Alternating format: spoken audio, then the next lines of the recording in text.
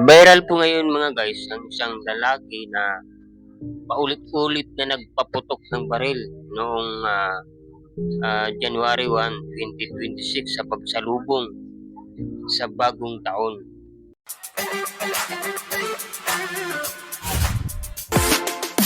Hello, what's up guys? Luzon, Visayas at Mindanao.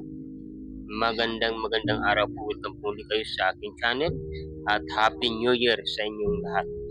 Bago tayo magsimula guys, bago natin panoorin itong video na ito, ay kung bago pa lang po kayo sa aking YouTube channel, pwede bang paki-like ang video at paki-subscribe, paki-pindot na rin ang notification bell para upload kayo sa mga bago kong i-upload na video. At ito na guys, panoorin natin itong lalaki na nagpaputok ng paulit-ulit. Naku po, nakakatakot ito mga kabayan. At ito po mga kabayan, panoorin natin. Ito yung kuha ng isang uploader. Panoorin po natin mga kabayan.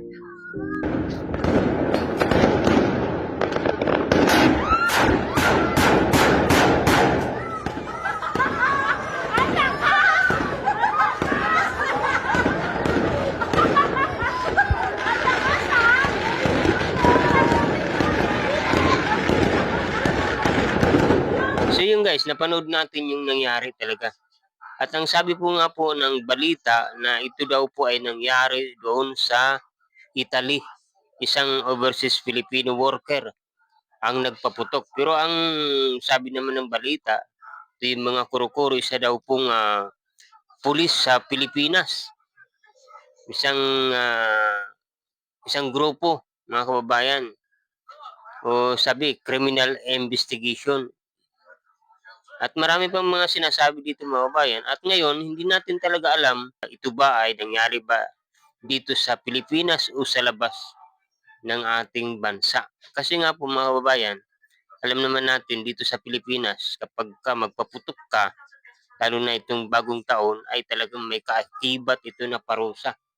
Kung isa kang pulis, kasi di natin alam yung mangyayari, di ba? Kapag ka natamaan, nakatama yung bala, paano kung nakatama yan doon sa kung sino ang kung saan napunta yung bala na yun at doon ay mayroong natamaan, di ba lilikado? Okay lang sana kung pababa ang pagpaputok, di ba? Pero kahit ganun ay pinagbabawal talaga ito dito sa Pilipinas at kahit nga doon mga kababayan sa Italy bawal din po.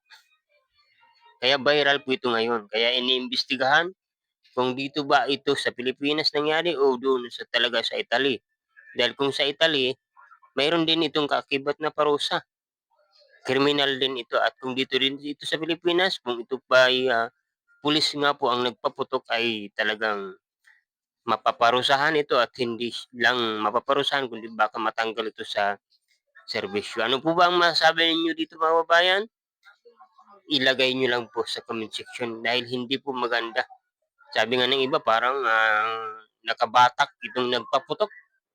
Parang at saka maririnig natin yung tuwang-tuwa yung mga babae na Tagalog po talagang salita, di ba? Ang lakas pala, no? Ang lakas, di ba? So yun guys, ano ba ang masasabi ninyo? Ilagay nyo lang po sa comment section. At magkita-kita po muli tayo sa susunod na mga video. Maraming salamat po sa inyong panonood. God bless you all. Happy New Year muli.